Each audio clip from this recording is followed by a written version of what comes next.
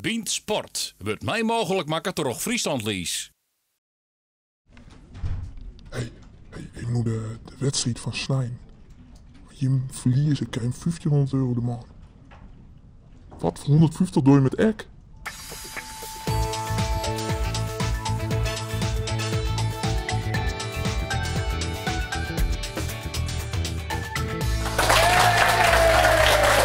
Het is een debuutiert en we hebben een speciale dienst sport. Maar in het publiek de voetbalvrouwen van Fiat uit Driesem.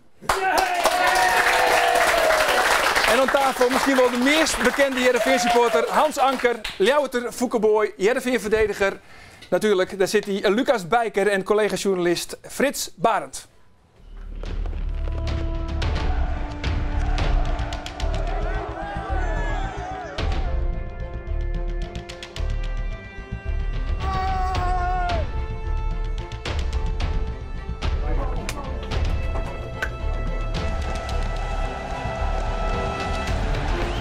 Voorzet is meteen goed en het doelpunt, ja! Meteen het doelpunt! De bal nog steeds binnen en daar is het gelijk. Ja hoor, 1-1 slagveer. Het schot, dat is ja! 2-1!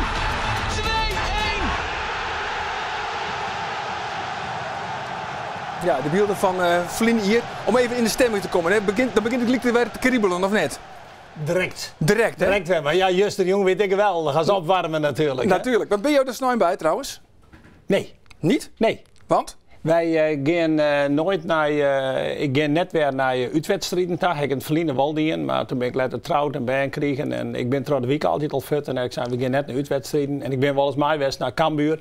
Maar ik heb kennelijk nogal wat een Heerenveen-hoofd. En daar werd heel wat naartoe geslingerd. Dus ik zei... Nou, de helft kwam ik bij mijn broer te landen trouwens, dus dat voelde wel een beetje mij. Maar nee, dat doen we net meer. Ik denk dat hij geen kaartje wil kopen bij Cambuur. Zou dat het wezen? Ja, want we weten hoe je te keer gaan in het Abelense stadion. Maar hoe zit je dan voor de televisie? Ik ben altijd heel druk. En dat ben ik dan thuis. En ik kon juist die wedstrijd net volgen, want wij joegen een lezing in Berdaard, mijn broer en ik. Maar we joegen wel de stand terug, de goal van Henk Veerman en van Joey van den Berg. En dan een geweldige gejuich in Berdaard, dat wie fantastisch. Ja, Fouke, een echte Ljouwerter, dus we kunnen eigenlijk misschien wel beter Liewaarders praten. Ja. Toch, eigenlijk? Ik versta het. Je verstaat het. Maar ben je van Cambuur?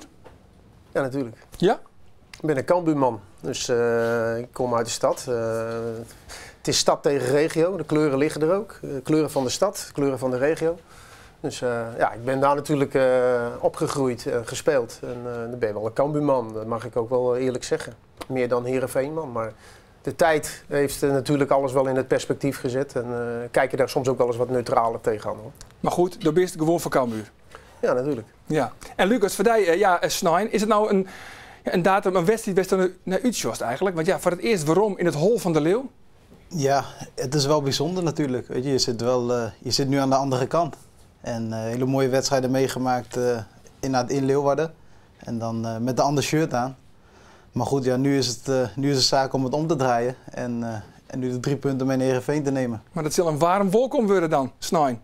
Vast wel. Ik denk dat ik heel veel leuke reacties ga krijgen. Ja, heeft je überhaupt al reacties gekregen? Ja, natuurlijk van vrienden, familie en iedereen die me kent, die stuurt wel een berichtje. De meesten komen hier uit Leeuwarden. Ja, en die zijn inderdaad ook wel Cambuur supporter. Dus ja, daar krijg je wel wat van mee. Maar dat maakt die wedstrijd ook wel iets mooier dan andere wedstrijden. En is het nou ook zo dat door die midweekse wedstrijden dat het allemaal wat later op gang komt? Ik vond het wel jammer in dit geval. Ja, ik vond het jammer dat die midweek, want je bent net een hele weekend door het wandelen. Want wij Heerenveen dwanden met Feyenoord. Dat zijn foppen, hè? En dat is ik zo. En dat wie mij Cambuur ik naar AZ. En daardoor is die tiert wat kwarter dat je er heel erg druk mee bezig bent. Is dat Pieter Frits? Is dat vervelend? Jammer? Vind ik jammer. Nou ja, dat is wel waar, maar dat is nou eenmaal het noodlot van als je een beetje hoger voetbalt. Ik bedoel, dat is bij elke Champions League wedstrijd. Die volgt op een weekend. Daar kun je ook wel heel kort naartoe leven. Dus ik bedoel, ik begrijp Foppen wel dat je zegt, je had hier de hele week naartoe moeten leven. Maar dan is het nu juist extra dat je er goed naartoe leeft. Ja, ik denk wel, Frits, bij Heerenveen zult het een joeg-hij-stemming wezen na de oerwinning op Feyenoord. Ja, terecht. En terecht, maar hoe oorzaakt dat bij Cambuur wezen? Nou, ik denk dat het daar niet zo goed gaat. Hoewel we een hele leuke trainer hebben die volgens mij volgend jaar daar niet meer zit. Maar Heerenveen heeft gisteren echt heel overtuigend gespeeld. Fantastisch gespeeld. En dik verdiend gewonnen. Dan kun je wel zeggen, Feyenoord is met helemaal de weg kwijt. Maar ja, goed, de eerste 20 minuten moet je overleven. En echt met leuk voetbal, echt ontzettend aantrekkelijk gespeeld. En het had 4-5-1 kunnen zijn, of 4-5-2. Ja, prachtig. En het schitterende kopbal van Ortiqua. Ja.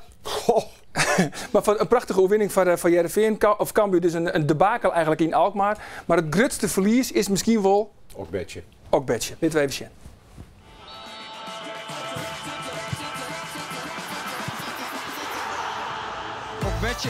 Okbetje uit stand. Oh, wat een mooie goal.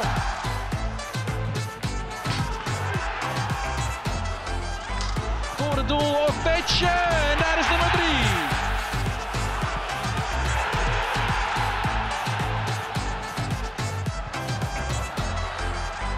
Narsing, mooie aanval. En Bartel met de kans. Okbetje maakt het af.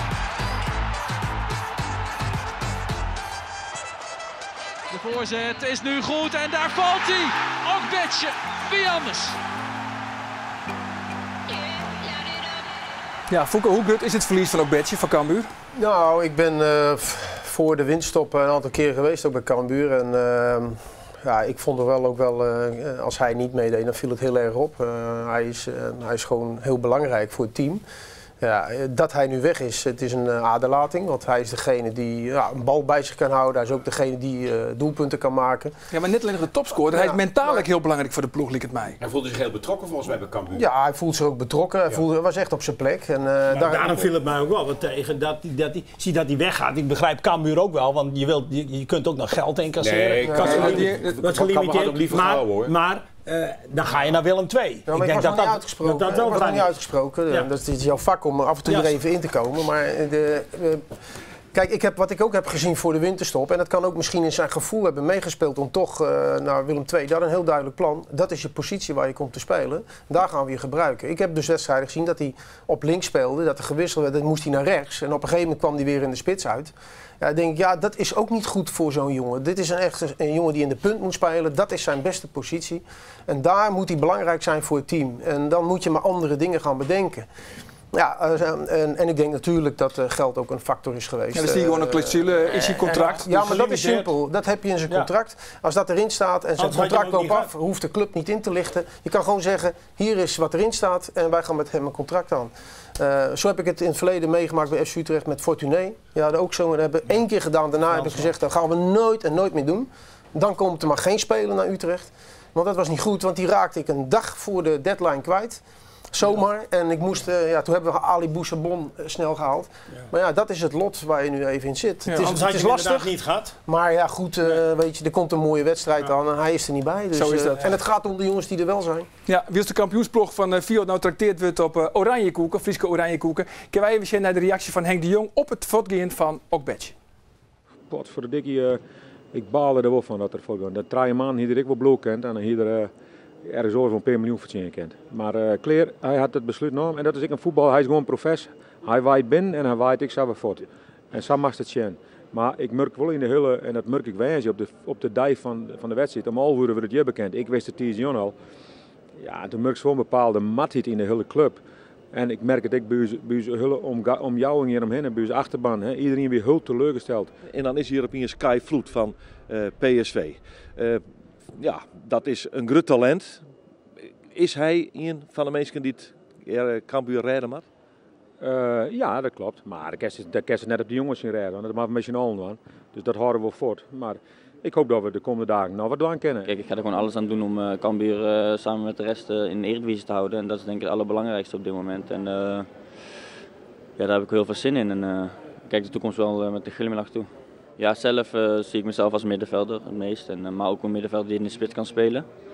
Dus het zal niet vast 1 positie worden, maar ik zie mezelf wel als middenvelder. Ja, die Rai Vloed, is dat een goede voetballer, jongens? Goede voetballer, ja. Ik vond hem bij de beloften, vond ik hem bij PSV een hele goede voetballer. En die Owusu, die traint ik maar tactisch, Quincy. En Quincy die weet zien in Berlin, had er niet een goede wedstrijd spelen. Maar Jong Oranje is in Japan. Ja, en daarna je er via dat. Arsenal en Spartak Moskou. Maar dan hebben we net volle meer van hem. Ja, dat vind ik een risico. Maar ja, maar goed, hij traint voorlopig eerst. Ja, maar Quincy traint met de belofte man. Ja, dat zei ik al wat. En dat is nog net definitieve versterking. Dit is die jongen, die zit dus gelijk in de basis. Quincy die heeft al zoveel beloofd. Daar ga je toch niet meer in geloven. Dan ga je toch niet je lot als Cambuur. Dat vind ik een risico. Dat doet Cambuur ook niet. Nee, maar als zo'n jongen zich aanbiedt, zou je gek zijn als je zegt je mag niet. Maar Vloed is een goede speler. En meer, ik vind ook meer echt wel offensieve aanvallende middenveld met scorend vermogen. En hij heeft de power ook. Dus ik vind het absoluut goed. Ja, want wat denk je, Lucas? Hoe groot is het verlies van Okbetje? Want Henk de Jong, hij had wel zijn van als we Okbetje aan zijn net met dan wordt zelfs Nijcompetitie een heel dreig verhaal. Ja, nou, ik denk ook niet alleen op het veld, maar ook daarbuiten. Het is wel echt een jongen, hij bracht veel ervaring mee, heeft veel clubs gehad. Toen was denk ik mijn voetballen? Ja. Nee, ik kon heel goed met hem. En hij was ook iemand die altijd als eerste op het veld was, buiten de training om, ging als laatste bij de club weg.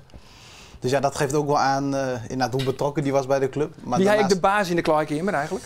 Nou ja, dat vond hij zelf wel. Maar, nee, maar zonder gekheid. Hij was wel belangrijk voor de ploeg inderdaad. Door gewoon alleen er te zijn en de manier waarop hij met zijn sport omging. Hoe uitte zich? Hij sprak je ook Nederlands?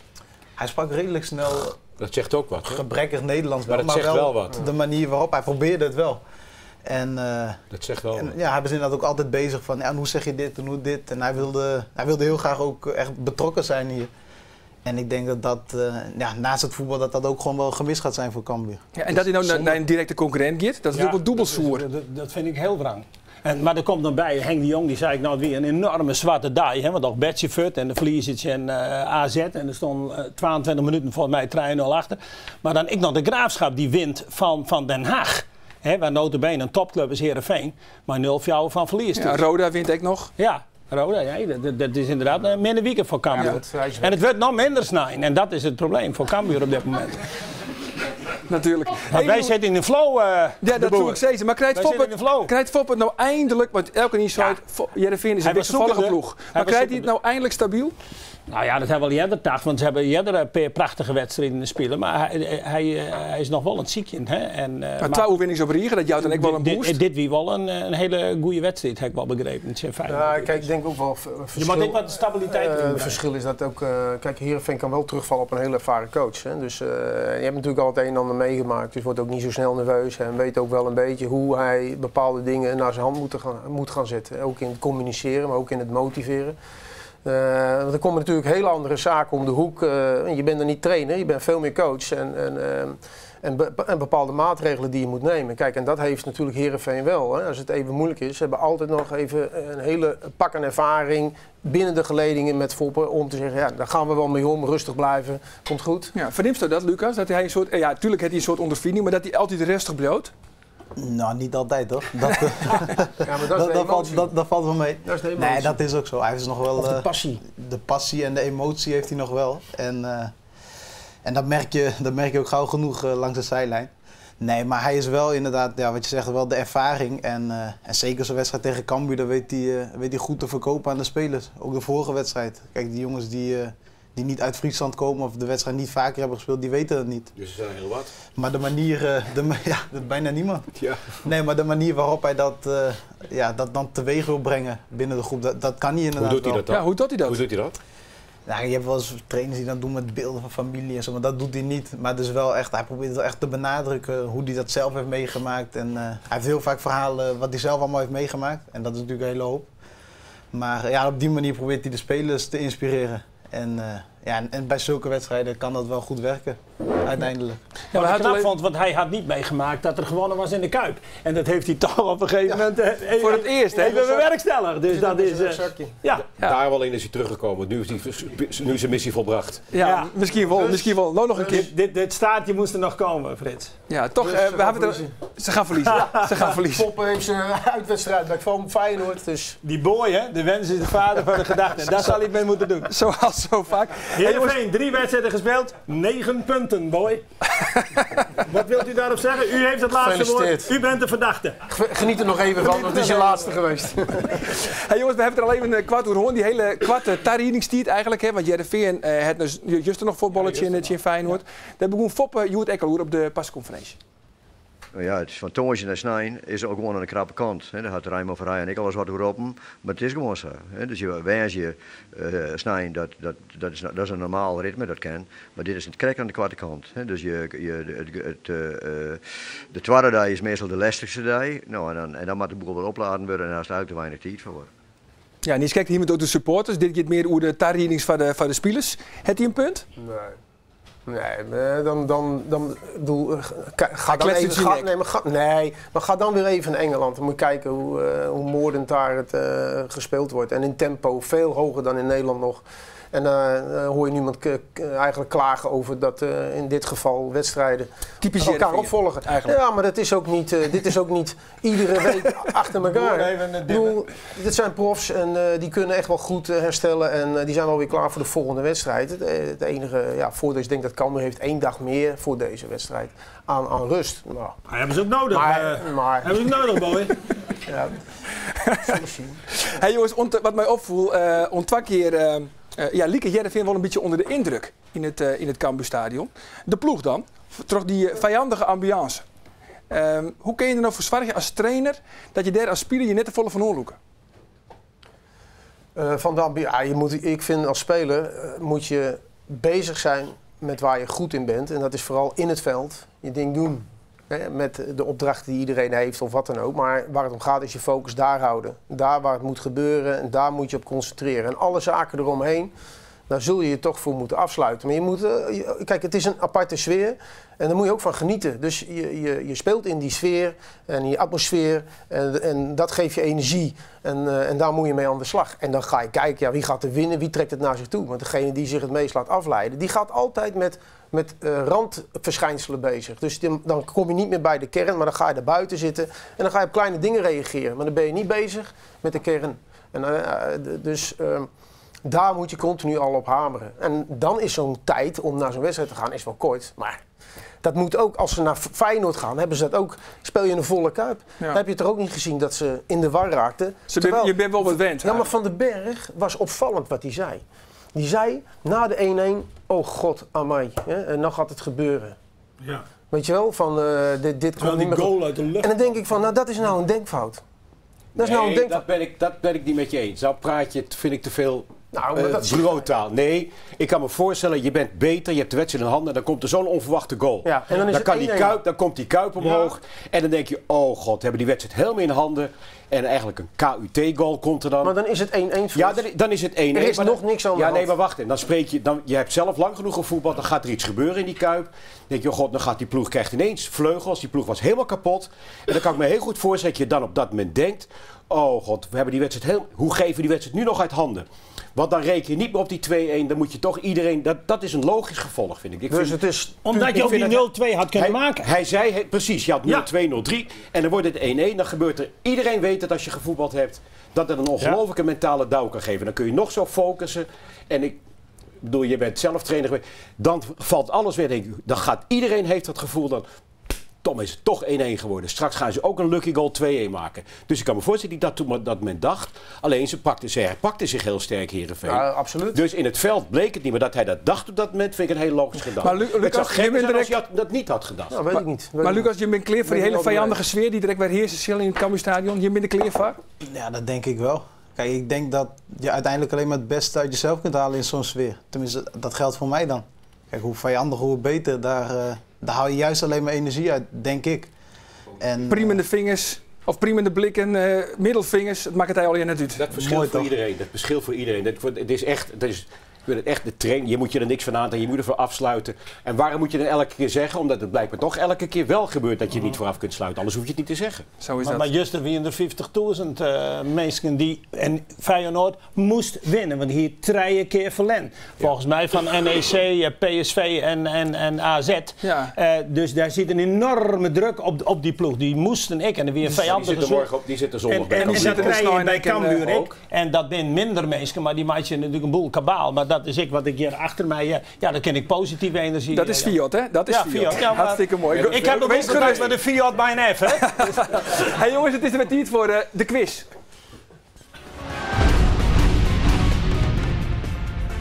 De ben we weer met Arjen's Sportquiz. De vraag van deze week wordt stelt toch Cambuurspeler Sander van der Streek. Wie scoorde er vorig jaar 2 keer in de derby? En het goede antwoord is dat misschien A, Sander van der Streek zelf. Of is het B, ook Betje? Of is het C, Luciano Slagveer? Mail je antwoord van Waantje naar bient@omroepfriesland.nl en win 2 kaartjes voor de wedstrijd Heerenveen FC Twente. Ja, en dat zelfs Hans Anker daar geen enkele moeite mee heeft, dan is hij net altijd regen. Toch? Ik ben net Tjen Cambuur. Dat misverstand bestaat wel eens. Ja. Als er omroepen wordt in het stadion van Cambuur staat achter, dan zijn er helemaal mensen mee en die juichen en de klap. Dat dacht ik net. Ik ben voor Heerenveen. We moeten snel die 3 punten bij. Maar ik ben net Tjen Cambuur. Dat even recht gezegd. Nee, dat even recht gezegd hebben voor de provincie en voor het hele voetbal nog fantastisch dat je Cambuur... We hebben het veel te lang niet gehad. Natuurlijk Frits, want als Cambuur in de Eredivisie speelt, hebben wij in ieder geval 6 punten. Ja. En, hey, jongens, en dan word jij nog eens uitgenodigd in het programma. Dan ben je er mee mee voelen. Hey, jongens, ik moet nog even melden. De winnaar van Vlien Wieken, Betty Bauer uit Drachten Compagnie. Zij wist dat John Veskens de meeste wedstrijd speelde hier voor Willem II. En zij wint dus nevens mij een mooi Heerenveen pakket. Ik weet niet meer wat het wie. Fouke, daar was de derby spelen. Als speler van Cambuur. Wat is nou die mooiste herinnering aan die wedstrijden? Is er iets wat er uitspringt? Nou, dat is wel een tijdje geleden, niet zozeer meer. Maar meer de ambiance, dus het hele sfeertje eromheen. De echte derby die er staat. Dat is weet je, de gezonde haat en nijd. En dat was gewoon... Maar het was vroeger nog minder dan nu. Het is gewoon omdat Heerenveen plots de laatste 10, 15 jaar echt een subtopclub geworden is het toch veel sterker geworden. Dat was vroeger toch lang zo sterk. Ja, maar dat is natuurlijk het verleden is natuurlijk ook geweest dat Heerenveen uiteindelijk, ja, die heeft het fantastisch gedaan. Hè? Ja. Die is zich ontwikkeld. Cambuur is eigenlijk blijven staan in de ontwikkeling. Ja. Heeft veel problemen gehad. Nou, dat is ook een beetje afgunst natuurlijk. Hè? Van, hoe kan dat nou? Wij als stad moeten dat toch ver bovenuit tegen kunnen de provincie. Ja, tegen de provincie. Dus je haat en nijd is op die manier wel toegenomen. Maar ik vind, zoals ik het heb meegemaakt, was het een gezonde haat en nijd. Een echte rivaliteit, laat ik het zo zeggen. Dat is het juiste woord. Ja. En dat was leuk. Je wist gewoon van, nou, dit is de wedstrijd. Ja, daar gaat het om. Het zijn de krenten in de pap voor je. Nou, neem eens even wat Cambuur, jongens. Gezonde, maar ik zou zeggen, ik heb dat gevoel wat Frits heb ik als speler nooit gehad. Dat als ik bij Heerenveen speelde en we kwamen voor zij maakte en het publiek ging tekeer, dat ik dacht van, nou, ik heb dat gevoel nooit gehad. Ja, zoiets van, ja, oké. 1-1, dan ga je weer en dan moet je weer beginnen. Dus ik kan dat niet zo... Het zo... hangt toch van het wedstrijdverloop af? Nee, nog niet. Nee? Kijk, je had heel snel kun je dan zeggen, oké, als het dan moeilijk is, dan kruip je gewoon wat dichter bij elkaar. En dan ga je niet open spelen, dan ga je gesloten spelen en zeggen, nou, even de boel consolideren. Geen muisje meer door. Maar Heerenveen heeft gisteren op het veld toch ook met Van den Berg laten zien dat zijn woorden bij spreken meteen weerlegd werden door zijn daden. Ja, absoluut. Nee, absoluut. Ja. Maar daar ben ik het ook met je eens. Absoluut. En daar gaat het om. En toen zag je dat de wedstrijd zich weer helemaal kantelde. Maar deze wedstrijd, ja, die vind ik, die staat op zich. Ook al heb je 9 punten gehad en Cambuur heeft grote problemen, want die hebben ze echt. Ze hebben echt grote problemen en die druk is enorm. Maar deze wedstrijd staat op zich. En ik zou eerlijk zeggen, het zal zeker niet zo zijn dat zij gaan winnen van zij. Dat is geen uitgemaakte zaak. Nou, maar kind Fredje, ik word er depressief van. Hey Lucas, nou heeft zelfs de oerstap, de gevoelige oerstap maken van Cambuur naar Sportclub Heerenveen. Ik denk net dat dat echt woorden is waar je van verwachten hier. Dus, of praat ik nou een beetje van mijn beurt? Nog niet. Nee, zeker niet. Begin wel, of wel, ook niet helemaal. Kijk, ik speel niet op een positie waar ik graag wil spelen. Ja, alleen naar de centrale verdediger. Ja. Zo ben je begonnen en ben je linksback. Ja, en daarna inderdaad linksback. Ja, toen kwam een nieuwe trainer en toen even moeilijk. Eigenlijk wat wisselend tot aan de winterstop. Af en toe wel gespeeld, nou, ging het een tijdje goed. Schorsing en toen kwamen andere jongens terug van blessures. En als je dan wint, dan heb je niet zoveel te melden als wisselspeler. Ja, dan moet je dat accepteren. Na de winterstop wel weer gespeeld, Zwolle, Willem II eerste helft, en dan word je geslachtofferd in de rust. Heb je dan ook het idee van waarom wisselen ze niet 9 anderen? Nou, dat idee heb ik zeker wel gehad. Ja, nee, maar dat kan ik me dan voorstellen, want ik heb die eerste helft natuurlijk gezien. En dan denk ik van, nou laat die keeper lekker staan tegen Willem II, maar er kunnen ook wel anderen. Maar baal je daarvan? Bespreek je dat ook met de trainer en loop je dan ook naar hem toe? Tuurlijk maak je dat kenbaar als jij vindt dat het niet terecht is of wat dan ook. Maar goed, nu ben je eigenlijk het slachtoffer van de ploeg. Ja. Je wordt gewisseld en daarna draaien ze het om. Ja, dan kun je niet zeggen van trainer wat een slechte wissel. Want het loopt nog steeds niet. Nee, het ging wel lopen. Ja, en dan, ook al had je het zelf misschien ook wel zo gekund. Ja. Je bent dan slachtoffer. Voor Snijn, dan ben je net in de basis. Nou, gisteren in ieder geval niet. En gisteren ook weer gewonnen. Dus ik verwacht niet dat ik zondag ga spelen. Dat zou ik ook maar niet verwachten. Nee, dat denk ik eerlijk zijn. Dat is trouwens net de enige die de gevoelige oerstap maken heeft van Cambuur naar Heerenveen. Wat neemt er eens een peer, jongens? Waar weten we al hier? Waar het bij beide clubs voetballen? Prij tevreden, bijvoorbeeld. Noem nog eens een paar. Kennis, Hans Anker. Parate kennis. Ze zijn naar jou gegaan. Dat moet je weten. Misschien Fiat even helpen. Heeft geen indruk. Geen indruk. Nou, let ik er even. Dit soort spelers vergeet ik altijd. Mark de Vries. Henny Meijer. Ja, Mark de Vries. En Henny Meijer natuurlijk. Ja, maar direct toch? Ja, direct oerstap maken van Cambuur. Ja, wie topscorer bij Cambuur en als pinchitter bij Heerenveen. En hij werkt het in Wurg bij de gemeente Noord-Holland. Ik heb even een Sjen. Wie speelde bij zowel Cambuur als Heerenveen en heeft in zijn carrière de gouden schoen gewonnen voor beste voetballer van de Eredivisie? Henny Meijer, toch? Wie scoorde ooit het eerste doelpunt van de Japanse voetbalcompetitie, de J-League? Henny Meijer.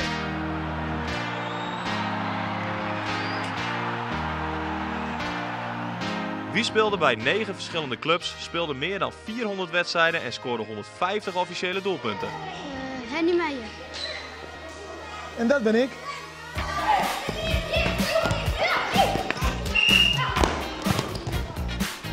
Je hebt nog 1 minuut, hè? Kom op! Tik, tik, tik. Hey, pak hem nou, ja! Nou zijn we hier natuurlijk niet zomaar bij jou, maar om een speciale reden. Ik weet het, Cambuur Heerenveen. De derby? Ja, de derby. Ja, een paar keer meegemaakt en ik volg het nog steeds, dus ik moet de tijd in de gaten houden. Ogenblik. Hey, spelen maar! De tijd loopt! Meijer, prachtig doelpunt. 2-1 voor Cambuur. Ja, volgens mij, toen ik bij Cambuur zat, had ik van Heerenveen gewonnen. En toen ik bij Heerenveen zat, had ik van Cambuur gewonnen. Dus overal had ik speelde, dan won ik. Dus ja, heel apart.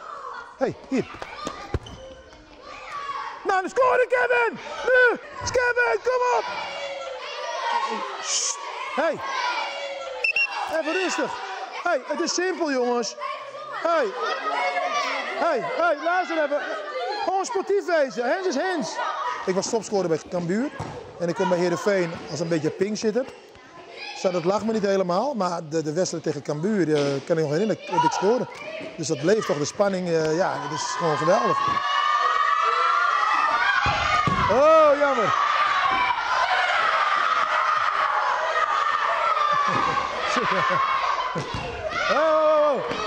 Oh. Hey Wes, ja, dat doe je niet meer, hè? En als je een voorspelling moest doen? 0-0. 0-0? Oh, dat is schappelijk. Ja, tuurlijk. Ik kan niet zeggen wie van die wint hem of... nee. Ze staan er beide niet riant voor, daarom, dus het is wel een het is wel belangrijk een belangrijk duel. Dus ja.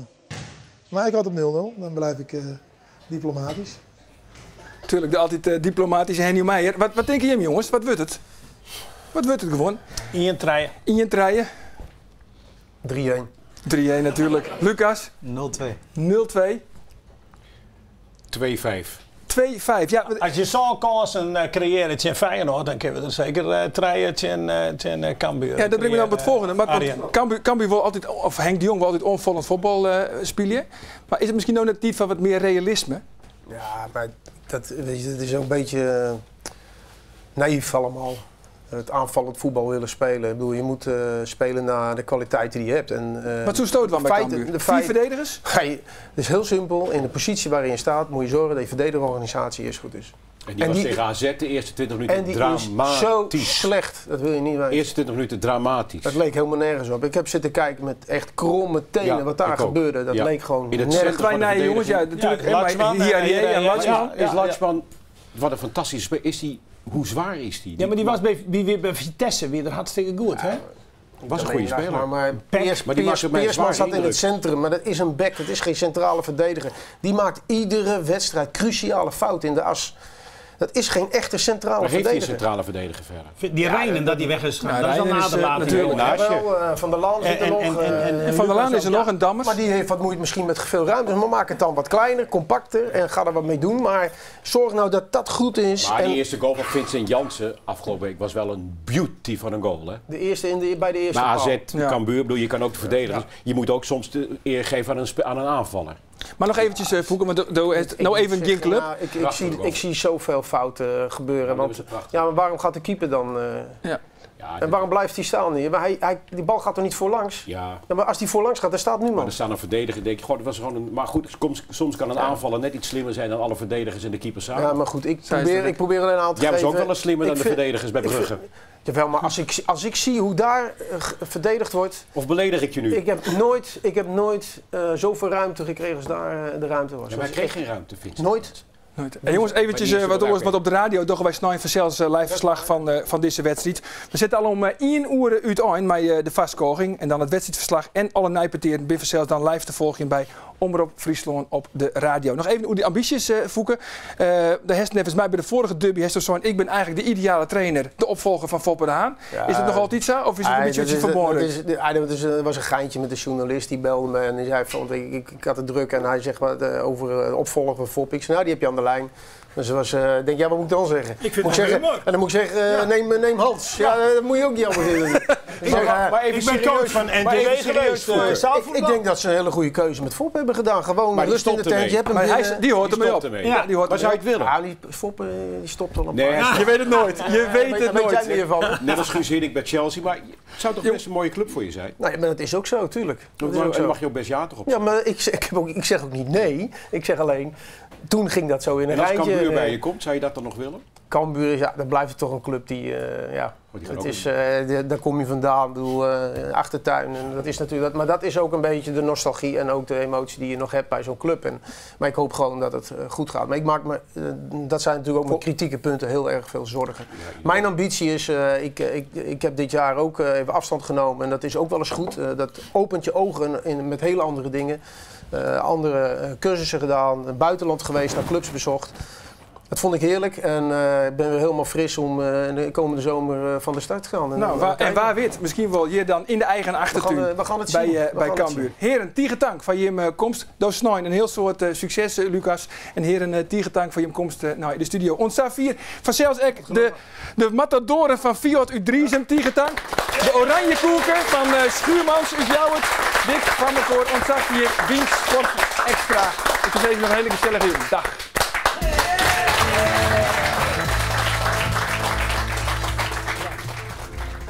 Our planet may be home to 30 million different kinds of animals. Each individual locked in his own lifelong fight for survival. And deep down in the wilderness of Africa lives the King of Congo. His Royal Highness has the amazing ability to pick the right winner in every Dutch football match.